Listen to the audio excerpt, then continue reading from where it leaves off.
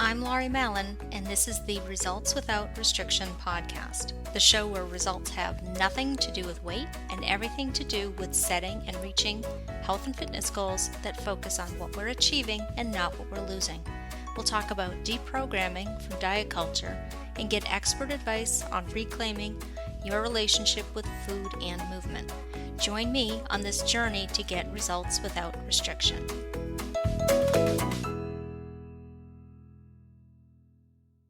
Welcome, everyone. We are here with Jacqueline Gikow, and she is a movement health and wellness coach specializing in safe and effective movement guidance for people with chronic disorders, post-surgery, and in injury recovery. And we're going to talk about restorative exercise and how that can increase your strength and mobility.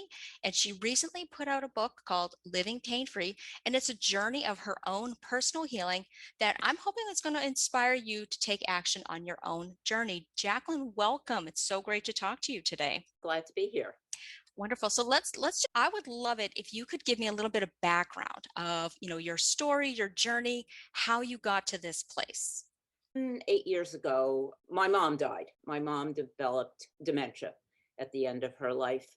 And as she lost capability to do daily life things, I was concerned. We don't have a history in my family of Alzheimer's or that kind of thing. And one of the things that is a dementia generator, so to speak, is lifestyle.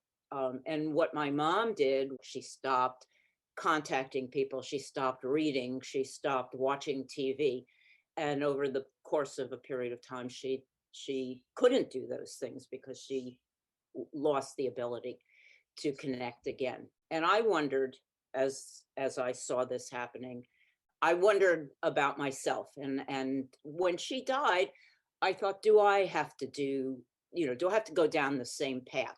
I think not. My grandmother was active until she died, and and my grandfather on my dad's side did develop some functional living capabilities, but he was 99 when he died. Oh, So wow. we have a family with a long life history, and so I decided that if I was going to go forward and be comfortable with myself, I needed to do as much as I could to keep myself active and engaged. And so when she died, I did two things. I went through a bereavement program so that I could deal with my mom, and I joined a gym, you know, and and I joined a gym that was a half a block away from me, so that it would be hard for me to avoid going. And I have been active. I've been active my whole life. So it wasn't like a big push. It was just that through the couple of years of my mom's illness and demise, I had given up doing anything pretty much other than being involved with visiting her and being concerned. So I wanted to move forward and regain my own life. And over the next year after she died, that's what I did. Basically made myself re-enter my life. And I hired a personal trainer. I was very well known at the gym because I started going pretty much every day. And then after about 6 months of working with the personal trainer, I was done with that program at that gym. And I walked into the gym the next day, and I was like, I don't want to do this by myself. This is boring. And so I looked around, and I saw a group fitness class starting. So I joined it, and then really enjoyed the group interaction. And over the next 6 months from there, I took just about every class. One of the classes I took was Zumba. Zumba was like a dance thing. So, you're not only hopping around, but you're also having fun. And there was one evening I was in that class, and it struck me. I have a background in teaching college, so I'm comfortable in front of a group. It struck me that I could teach that. Not only did it strike me that I could teach that, but it struck me that I could teach that, and I would love doing this. every night. So, I signed up for the training. So this is a very short introduction to how I got involved in this.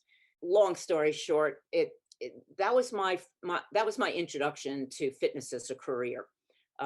So I had been a jazzercise aficionado. I had been a runner. I had been a cyclist. I had been in the gym as the typical person for 3 months and then let the gym membership drop. But I knew all the equipment. I had gone to classes. I knew a lot of stuff from, how people interacted.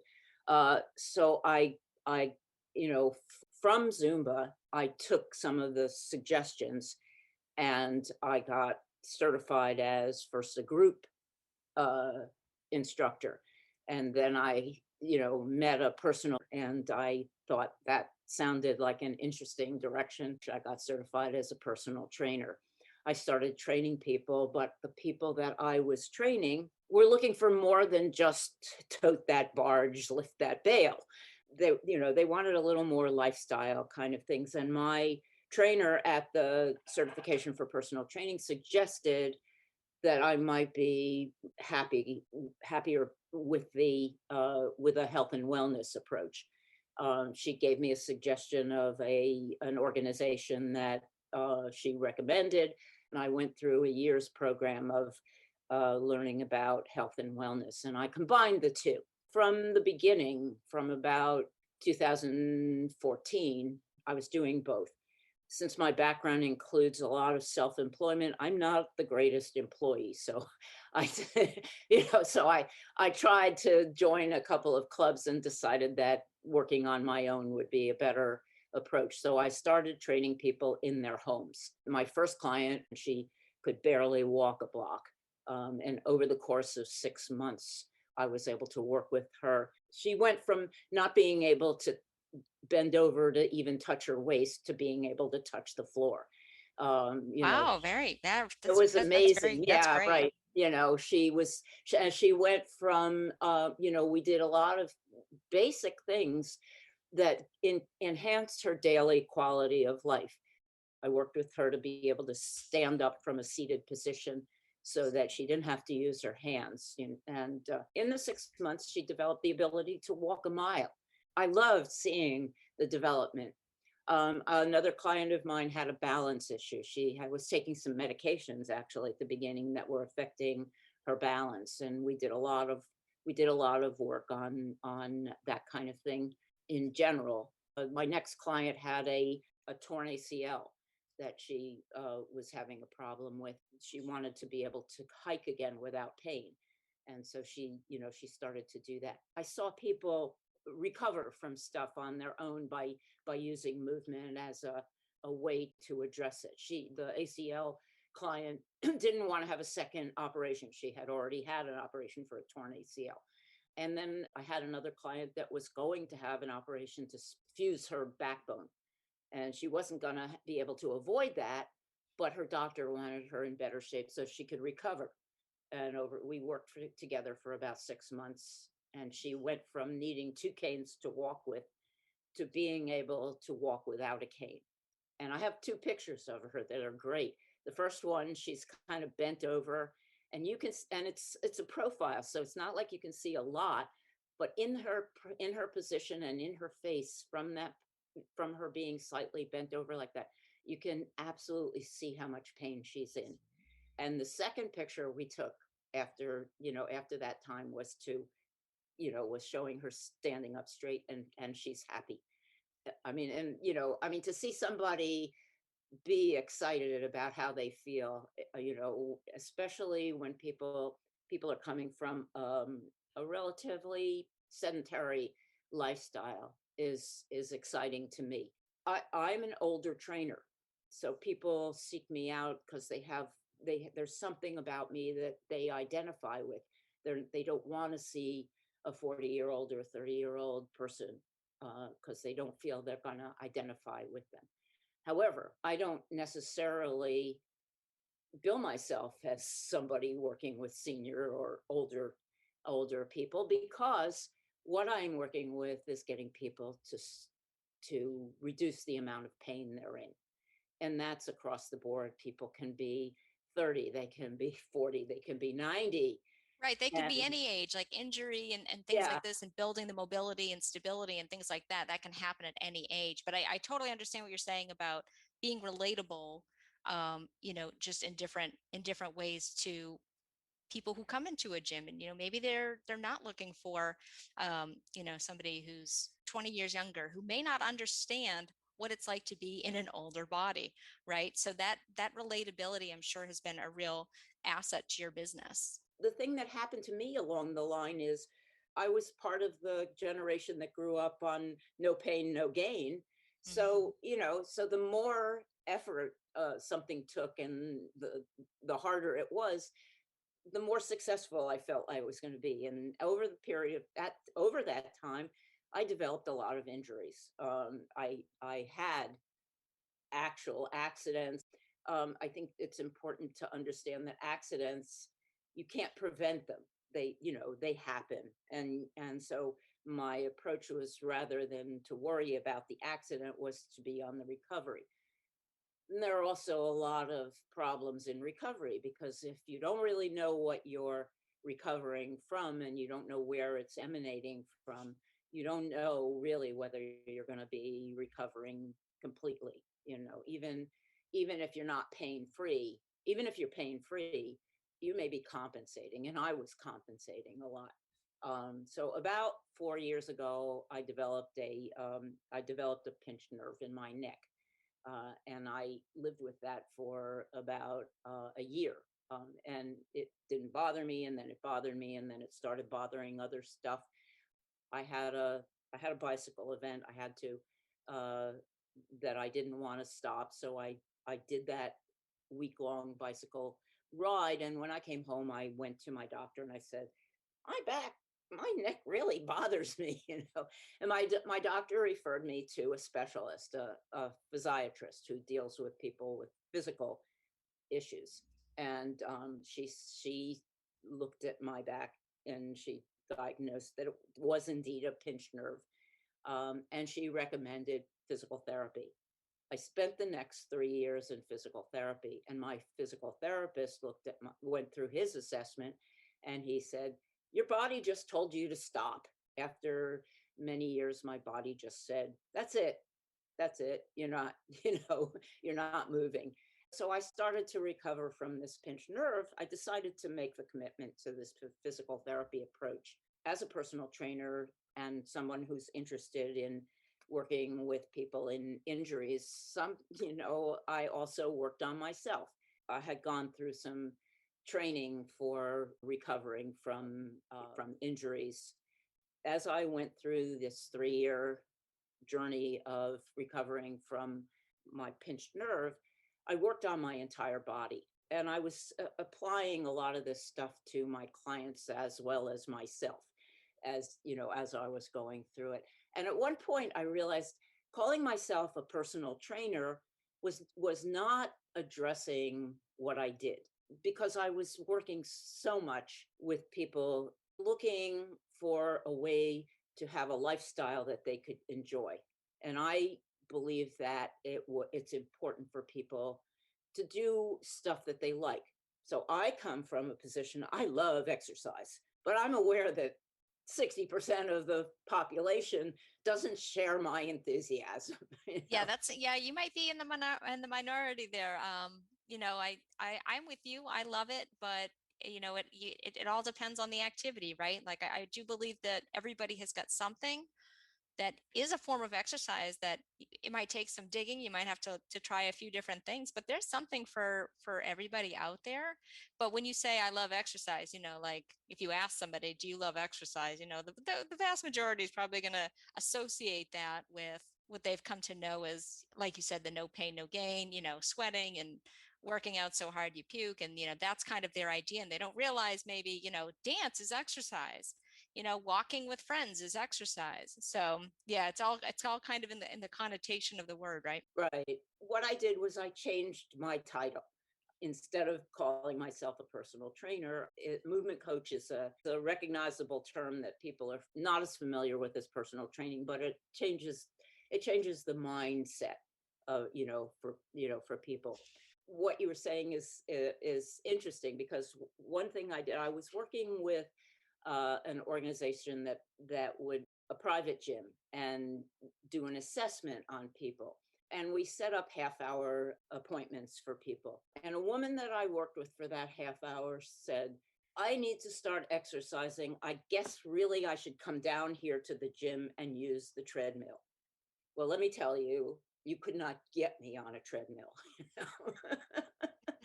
I said to her, I said, do you like working on, do you like, walking or running or whatever on the treadmill? No, she said, I don't. It's just that that's what I really should be doing. And I said, well, what do you like doing? And she, she said, well, and she kind of stopped for a minute. She said, kind of embarrassed, she said, I like to shop. So, this particular building, I live in Manhattan. So I live in a city. We don't have shopping centers, but she lived in New Jersey and they had bus that took them to the local shopping center. So I said to her, I said, the shopping center opens at 10. What if you went like an hour before and walked around and window shopped and walked? I said, did you know that there are people, because I know this, there are people that go, they're called mall walkers. Mall walkers. I remember mall walkers. Yeah, Yeah, I said absolutely. there, so I said, what you're going to find is there are other people at 9 o'clock in the morning walking around, the mall. And then at 10 o'clock, when the thing opens, you will have seen all the storefronts and you can go inside and start shopping, but you could walk for an hour. And she said, well, I never thought about that. So walking, walking was something she thinks she either has to do on a treadmill or she has to walk around the block or something like that, and it's not to rely on the weather. So that wasn't appealing. Like her eyes lit up. It's like, oh, I could do that. And then what was interesting to me at that point was she said, there's a Zumba class across the street that I could go to. So what had happened was, once she got off that treadmill idea, other things opened up, stuff that she would like to do Yeah, rather than. the possibilities were now endless now that she didn't associate, mandatory exercise on a treadmill. Any activity counts. Right. So now Yeah. she could consider that, things that she maybe wanted to do, like dance. Yeah, Yeah. absolutely. Yeah. No, I mean, it's not like the Zumba class was not exercise and she didn't know about it before. It's just she was so focused on what she should be doing and Mhm. how should be doing it. It didn't seem like an option. Whereas if she could walk around the mall, she could dance across the street. And that, so, that was actually one of my first times of being excited about somebody's changing their whole mindset in one direction or another. What changed my mindset in another direction, which was interesting, was I'm an avid cyclist, and I lead trips, actually day trips right now. I get people riding on bikes have issues. One day there was a woman that was in front of me, and she had to stop. What happened was her knee locked up. She had some ongoing leg problem. And this was not an older person. This, she was like maybe 35. And so she was cramped. And I gave her a couple of exercises that would ease that. And she was like, wow, that really made a difference. One of the things that it did for me was it kind of brought to the forefront that I'm not really a trainer that is interested just in training. And I don't only, I'm not only dealing with people who are in pain. What I am is I am turned on by pain. I love pain. Because first of all, pain can tell you where you are, and pain can help you. You can get out of pain, and I know you can get out of pain because over the 3 years I was able to relieve my pinched nerve through movement, and it wasn't through lifting 10, 20, 30 pounds of weight. It was through learning to move my body correctly. I started with a very simple exercise which is called a chin tuck, and for a month I could not feel what my neck was doing. But what it's doing is it's working on the back of your neck and your upper back. And, and I didn't do any, it didn't feel like anything. My PT gave me a couple of different ways to do it, lean against, stand against a wall so you can feel your head, that kind of thing. And then after about a month of doing this multiple times a day, I didn't, without anything but my head, you know, I got up one morning, I was doing this thing and my head moved. And I was like, woohoo! I went to PT that day and he laughed at me. I said, it felt like I wasn't moving. He said, you weren't moving. I know I was doing the exercise, but my neck wasn't moving. And Mhm. that was the trigger to the rest of my recovery, was understanding that the smallest thing can really change the way that you live. I all kinds of things followed from there, and I was able to eventually lift more weight and tote that barge, whatever. So when this woman got relieved of her knee pain even just a few minutes, it kind of made me rethink how I was approaching. So I really focused in. You talk about you know, what a trainer does for people specifically, and really that's what sets me aside from apart from other trainers, no matter what you call yourself, is um I'm passionate about function, and people being able to move, form is more important than anything. That you have to be able to do something correctly, no matter what it is, for your body to want to do it on a continuing basis. Your body will compensate for stuff, but you know, but then it's going to compensate with other things and other things and other things, and it becomes an ever increasing problem. So I just want to jump forward because a year and a half ago, on March 16th, the gym closed. Everybody's gym closed. Yep. March 16th, I taught a class in the morning. I worked at the Y. I taught a arthritis class in the water. I loved it, and I came home and at noon, my boss wrote that we are closing. And so, like everybody else, I didn't know what was going on. And so I took, uh, my life kind of became a little chaotic for 3 months. I watched people. I had an advantage. I worked for myself, so I already knew how to get through a day. And over the next 3 months, I figured out what I was, what I was going to do with myself.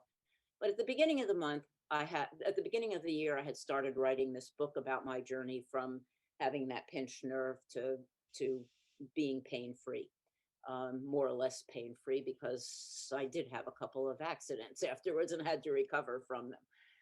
But it took me. So I was working on this book. COVID hit. I couldn't go to the gym. I couldn't go to the pool and work. I had to figure out a way to, to keep exercising for myself. It was important to continue what I was doing.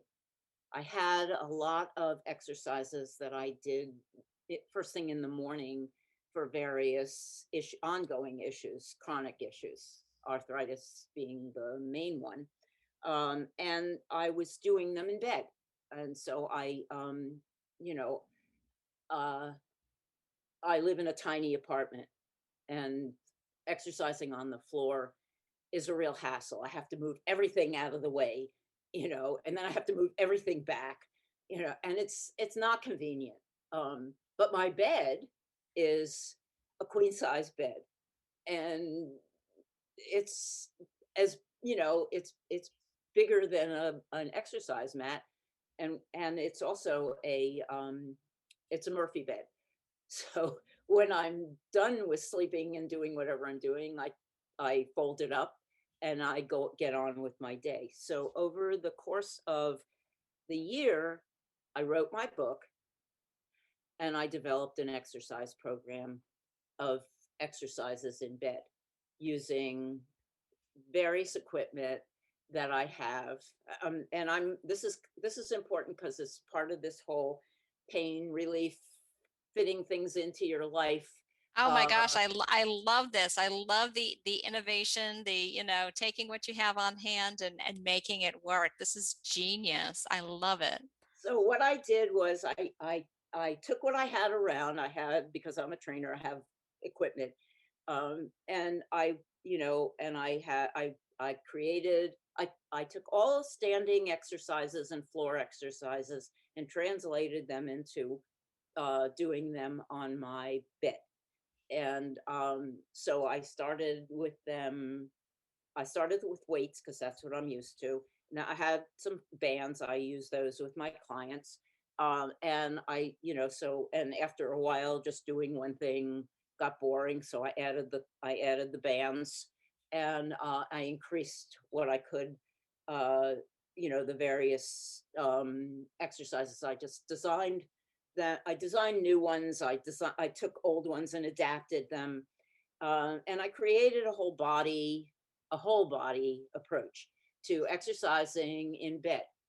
And then, and I'm writing my other book. I'm writing my pain-free book while I'm doing this. And so about 6 months later, it struck me that I was, I looked at a couple of books. I thought I could write a book about this. And so Definitely. and Yes, yes. I was going to write this book with all my exercises, but between what I had done and the different things that I was doing, the book was going to be 7,000 pages long. So, so I broke it in half, and I wrote it with bands, because I figured that people who, I mean, I work with people in the city. Nobody has room to set up a gym. And I don't want anybody that I train to have to live in a gym. So bands are great because you can put them away in a bag, and they don't take up a lot of space, and you can make them as they come in all kinds of different resistance. So you can do beginning ones, you can do moderate ones, you can do advanced. And so so I wrote this book with all these exercises. It should be coming out in July or June. Um, and then I wrote the other one with the weights, which will come out in maybe August. And I'm really excited about it, and I think that combined with my background and my approach of working with people like floor exercises. They just can't get off the floor. Right, right. When you Eventually, work they with a have to get off. population with mobility issues, getting up and off, off the floor can be challenging. Right, but you Absolutely. have to get out of bed. You don't even have to get out of bed to do your workout. No, Like, but you have to get, you're gonna get, you're gonna get out of bed once so I have a program that people can do in their bed. Every single exercise, you can make it as rigorous or not as rigorous as you want, depending on what your capability is. You can develop. I have been able to improve my core strength through just exercises on the bed, and I have proof from being able to carry my bike up a set of stairs. So that is amazing. I love that. yeah. So the book is called Upon a Mattress. And, you know, get fit with bands, get fit with free weights. And it's going to be, and all the feedback that I've got on it from friends and people that just are interested in how to do it has been great. So Uh, you've already beta tested it. You've already put it yeah, out in the world. You've yeah, already yeah. gotten feedback, and it's two thumbs up. It's That's what I'm thumbs up. hearing? Okay. People love the idea, and I've been doing it now for a year. I go back and forth between the weights and the bands, and sometimes I just feel it, I've been doing it I keep increasing the resistance, but I don't, and the other thing about it is one of the important things about it is that I concentrate on doing them in a functional way. They're supposed to be so I approach it from unilateral. I work on one body part at a time. So you're either working on your left arm or your right arm, because if you work on both, you're compensating probably Right, for right. You something may that, not know you have an imbalance if you're doing them both at the same time. Absolutely. yeah. Right. Plus, the other thing is that when you work one body part at a time, you're also always working on your core strengths, which means that your posture is getting better in, without focusing on standing up straight, So it's a when you're twofer, is what you're it's a saying. twofer. Yeah, it's a twofer, which is great. The other thing is that because people are thinking in terms of I'm exercising versus I'm making breakfast.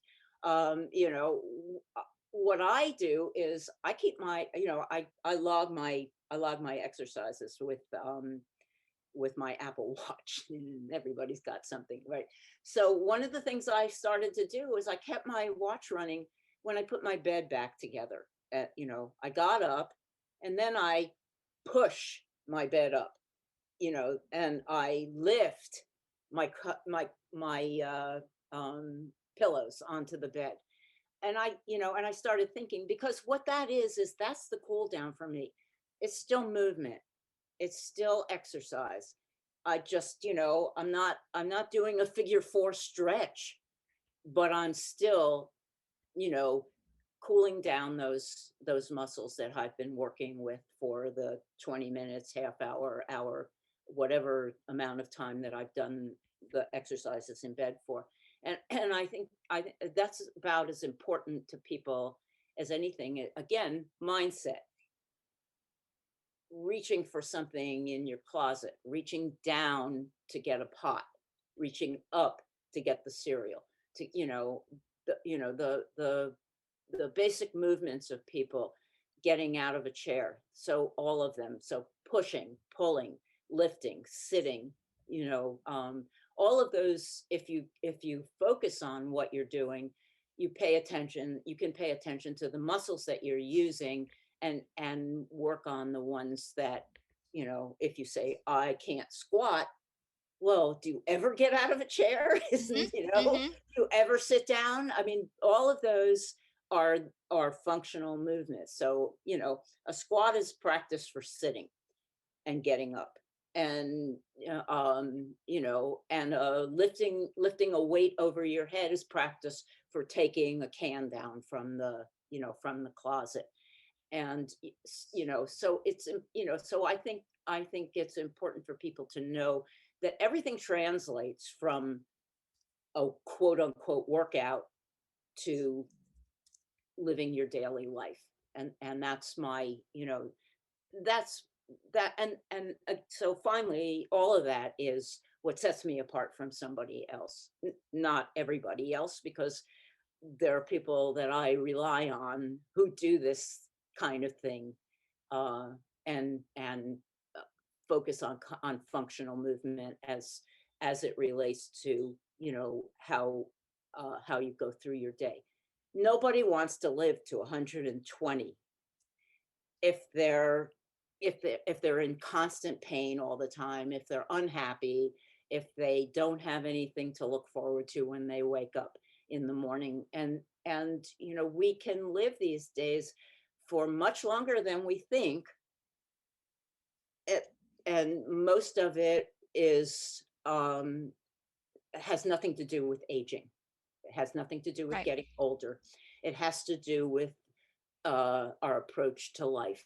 And so exercise, not as easy as a pill, but it has no side effects other than living a healthier life. Hmm. Hmm. And you get those endorphins, right? Right, So you get a right. little boost, a little mood You, boosting. you Lots feel a of little lots of happier. benefits to exercise. Far too Yeah, many to name here, but yeah, like you said, shifting that mindset away from exercise has to be a certain activity in a gym. It has to be lifting weights. It can be everyday activities. It can be dance. It can be mall walking. It can be all the things you're doing around the house translate to working muscles, improving posture, working your core, and just improving your overall, functional movement capabilities, helping you live longer, more comfortably.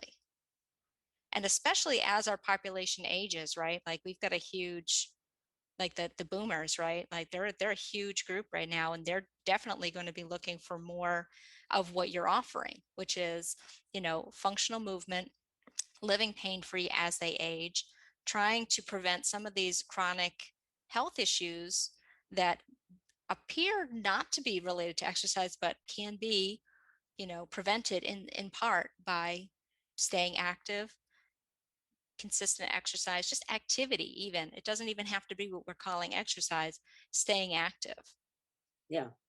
Yeah, and not only, but and not only boomers, but I'm working with some people that are in their 80s and 90s, and the COVID thing affected their daily lives. They were, they probably weren't going to a gym before, Mhm. but they were walking their dog. They were walking, they were going into the park. They were having lunch with friends or whatever. They've been inside for over a year, and they've lost a lot of daily living capabilities. And now today in New York, we're back. Oh, it's like, everything's okay, well, but everything isn't okay, Yep. because over the last year, all this stuff that you had to be paying attention to affected the way that we lived. And if you weren't somebody who was able to find different ways to do that, then there's some recovery to go through. and Right. and I think, and people need help. People need, and it's not exactly for any age. It's easier to work with somebody who can have an outside view of what's going on, to see where you could fit new stuff into your life. Absolutely. Yeah, That's just having that perspective of being able to look at somebody's situation, especially at being a mobile trainer, now that you can go back to doing what you were doing and saying, okay, this is your living arrangement. Here's what we could do. Here's what you can do in your home for convenience, for, weather, inclement weather or anything like that. These are things you can do here. Here's how we can start getting back to, wherever you were like a year ago, Mhm. whatever movements, functional movements you've lost, or flexibility or mobility, we can start working on that by doing these things. Yeah, yeah. So yeah, so that's, over the last year, I redid everything. I created a new website. I created this book that I wrote. I've gotten good feedback from that, book, and I try in the book to be, to present myself in a way that people identify with, because yeah, I love to exercise, but I'm just like anybody else. It's not like I get up every morning and go, woohoo, let's, I mean, unless I'm riding a bike, because I love riding a bike. Mhm. But I am just like anybody else. I have chronic conditions that aren't going to go away. And if I'm not careful, if I still think I'm 17, something happens, so I have to remember that I'm human, and I'm just like anybody else. I'm human. I don't always think about things in the smartest way. And so I end up, oh my God, I got cut, or I just did, I just, bumped into yet another thing with my leg. And so I hoping people that read the book, understand, and identify with me from that level. And the people that do, I hope they get in touch with me. Wonderful. So let's kind of recap a little bit here. So overall, what would you say is your three biggest, pointers or tips for our listeners for, maybe increasing movement, or improving flexibility or mobility? Where would they start? What would their goals be? What would that look like? Well, I think that people should start where they are. That's the first thing, regardless of what else you're going to do. I think the first thing that someone needs to do is sit still for a minute and kind of assess what they're able to do. And I I believe it's important to not just jump into starting something before you think about whether you're going to like it or not. S- starting starting a new starting a new lifestyle, which is what being active is all about, it's one of the hardest things for people to do. It takes longer than any other habit to build, and it's easy to get out of. If you're especially easy to get out of if you don't like what you're doing, because no one can keep up a habit they hate. So my there's a in the 60s there was a writer who came up with this term called micro movements, and you know I I I believe in those micro movements. A micro movement is a smaller movement than anybody thinks they should be doing. And any task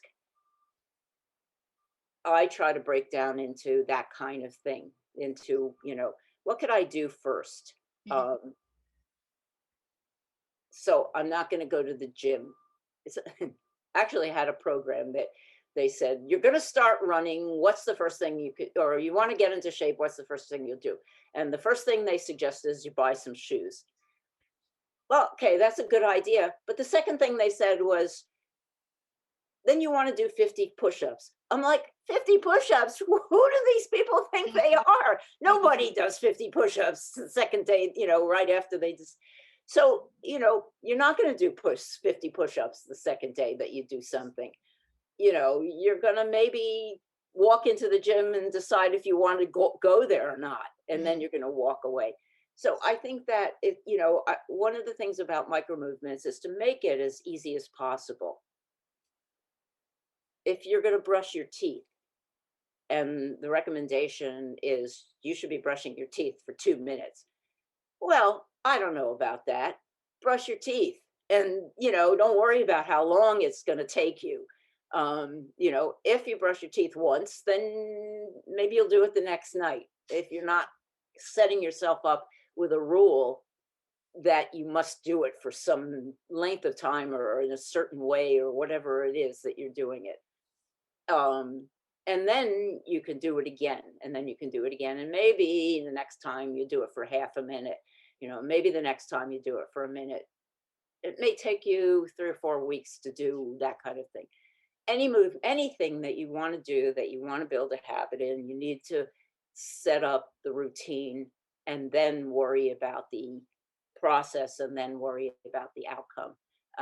And that's my first kind of thing. The second is to, get off your back. Basically, go, is stop judging yourself for what you are or not doing. I have seen, when I work with somebody that hasn't been doing anything, it's amazing how much progress they can make from the smallest movement, reducing the amount of intensity over the period of time.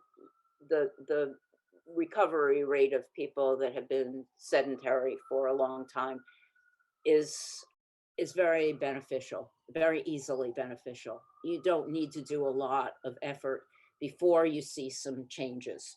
And so reducing the amount of judgment is important. And then third, I would say, and third is find something you like to do. Basic. If you can't, if you don't like the treadmill, don't do the treadmill.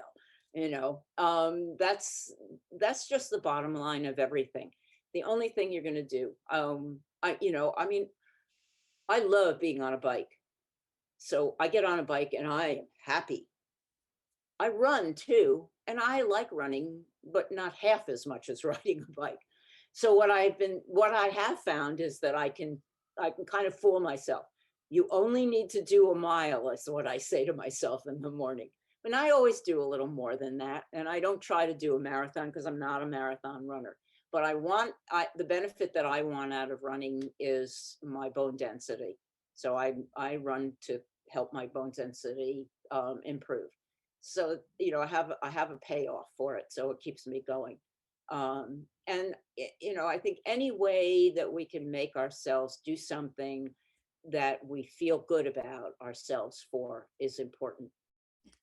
I really love these 3 points, right? So first was start where you are, take an assessment, don't try to do too much, make a mindful approach to, if you're just starting a new active lifestyle, like what does that mean for you, like where you are. It's right, you don't jump in, you don't try to do everything at once. It's those micro movements, little small baby steps are going to make it more likely that you're going to stick with, daily activity or regular activity.